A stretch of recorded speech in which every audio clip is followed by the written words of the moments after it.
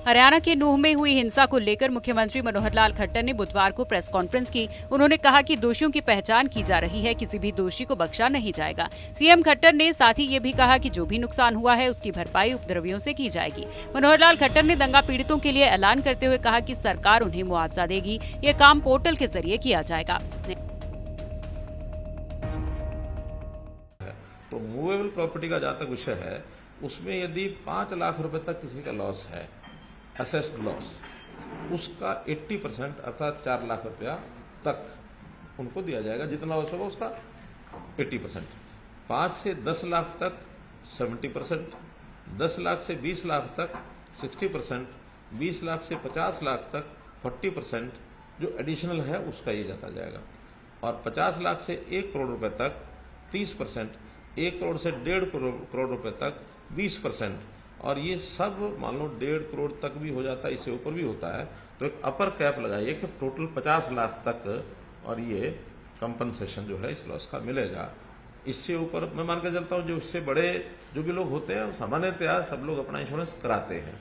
ये तो उस इवेंचुअलिटी में है जिसने इंश्योरेंस ही नहीं।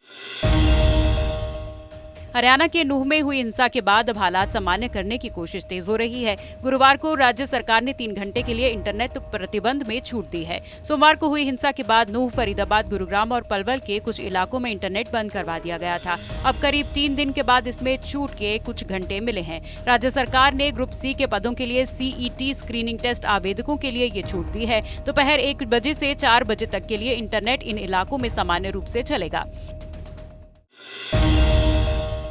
डिप्टी सीएम दुष्यंत चौटाला ने हिंसा का ठीकरा शोभा यात्रा के आयोजकों पर फोड़ दिया है। दुष्यंत चौटाला ने कहा कि ब्रिजमंडल शोभा यात्रा के आयोजकों ने प्रशासन को पूरी जानकारी नहीं दी थी। इसकी कमी के चलते हिंसा भड़की। यात्रा में शामिल होने वाली भीड़ की भी जानकारी नहीं दी गई थी, जिससे नूंह के हालात बिगड़े और हिंसा हुई। आयोजकों ने यात्रा में शामिल हो रहे लोगों की संख्या का उचित अनुमान दिया होता तो हिंसा को रोका जा सकता था। हरियाणा के गृह और स्वास्थ्य मंत्री अनिल विज ने कहा कि नूंह में इतना बड़ा बवाल 1-2 दिन में नहीं हो सकता। इसके लिए लोगों और हथियारों को इकट्ठा करके योजना बनाई गई और गोलियां चलवाई गई हैं। इस मामले की पूरी जांच होनी चाहिए। नूंह में ऐसा खेल खेलने वालों को बेनकाब किया जाएगा। उन्होंने कहा कि वो सभी से ये कहना चाहते हैं कि देश हमारा है और विश्व में इसे हमने ऊपर लेकर जाना है। तरक्की उसी प्रदेश में होती है जहाँ शांति रहे। और सोशल मीडिया ने क्योंकि इस नूंह वाले हादसे में बहुत बड़ी भूमिका अदा की है, तो उसके लिए भी मैंने एक 3 सदस्यीय समिति बना दी जो 21 जुलाई से लेके 31 जुलाई तक और उसके आगे तक हर सोशल मीडिया को स्कैन करेगी, हर फेसबुक को, ट्विटर को और व्हाट्सएप को स्कैन करेगी। अगर कहीं पर भी किसी ने कोई उत्तेजनात्मक पोस्ट डाली होगी तो कानून के तहत उसके खिलाफ कार्रवाई की जाएगी।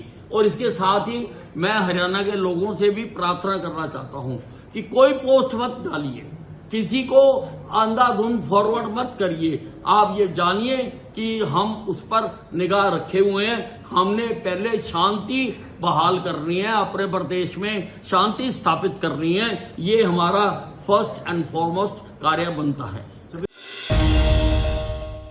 दीपेंद्र सिंह हुड्डा ने सरकार को घेरते हुए कहा कि सरकार को एहतियाती कदम उठाने चाहिए थे। राज्य में सरकार की प्रशासनिक विफलता के कारण हरियाणा में ऐसी स्थिति बनी है। हम सरकार से मांग करते हैं कि वो राज्य में शांति सुनिश्चित करने के लिए सभी कदम उठाए और दोषियों को न बख्शे।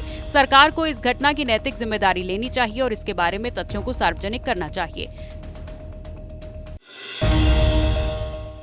हिमाचल के मुख्यमंत्री सुखविंदर सुक्खू दिल्ली के दौरे पर हैं। आज सीएम सुक्खू केंद्रीय गृह मंत्री अमित शाह से मिले। उसके बाद केंद्रीय रक्षा मंत्री राजनाथ सिंह और केंद्रीय वित्त मंत्री निर्मला सीतारमण से भी मुलाकात की। प्रदेश में प्राकृतिक आपदा और बाढ़ से हुए नुकसान के संबंध में अमित शाह से मिलकर राज्य के लिए विशेष वित्तीय सहायता का मामला उठाया। अभी तक हुए 8,500 करोड़ के ज्यादा नुकसान की रिपोर्ट पेश की।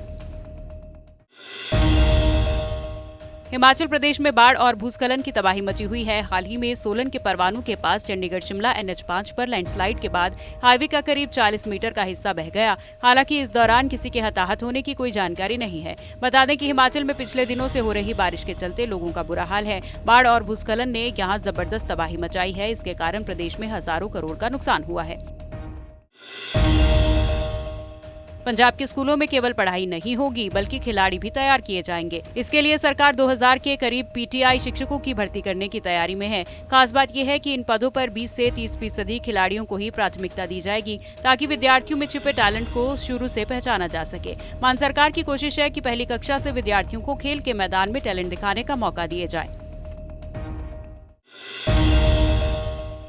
मौसम विभाग के अनुसार हिमाचल प्रदेश में 3 अगस्त से 7 अगस्त तक 10 जिलों में भारी बारिश का ऑरेंज अलर्ट जारी किया गया है। ये चेतावनी चंबा, कांगड़ा, शिमला, कुल्लू, मंडी, बिलासपुर, हमीरपुर, सोलन, सिरमौर और ऊना जिलों के लिए जारी की गई है। किसी भी तरह की प्राकृतिक आपदा से बचने के लिए लोगों को नदी नालों और भूस्खलन संभावित क्षेत्रों में न जाने की सलाह दी गई है।